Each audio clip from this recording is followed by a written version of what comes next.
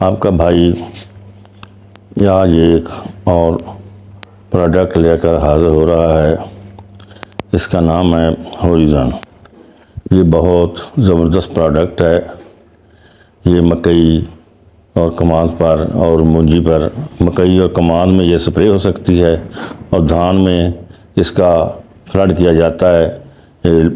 धान लगाने के 12-24 तकरीबन 24 या 36 घंटों के बाद इसका जब इसको ये मुंजी में तो ये फ्लड होती है, लेकिन मकई में इसकी स्प्रे होती है चौड़े पत्तों वाला घास जड़ी बूटी और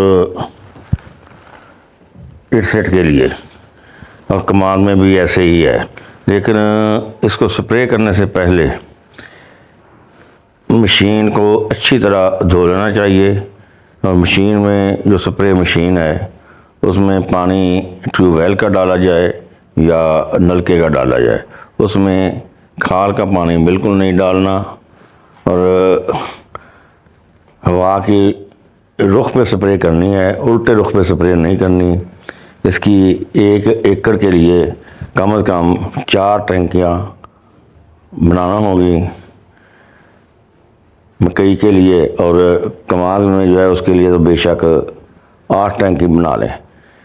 कमाद में इसका स्प्रे करने का तरीका ये है कि इसको अगर फुल कंट्रोल के साथ मिक्स कर दिया जाए, इसका 200 ml फुल कंट्रोल के साथ, तो बहुत अच्छे रिज़ल्ट होते हैं।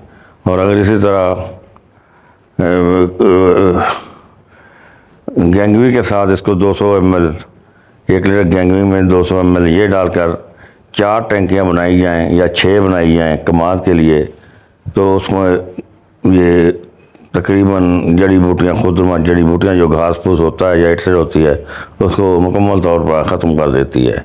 इसी तरह मकई के लिए भी इसको 4 टंकियाँ बनानी चाहिए और अच्छी से स्प्रे करनी चाहिए।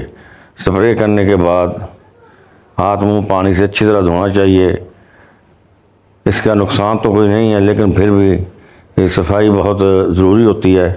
ये अच्छी तरह मशीन को साफ़ करके रखें ताकि जब आप आइंदा कोई उसमें पेस्टिसाइड डालें तो इसका असरात उसमें ना हो।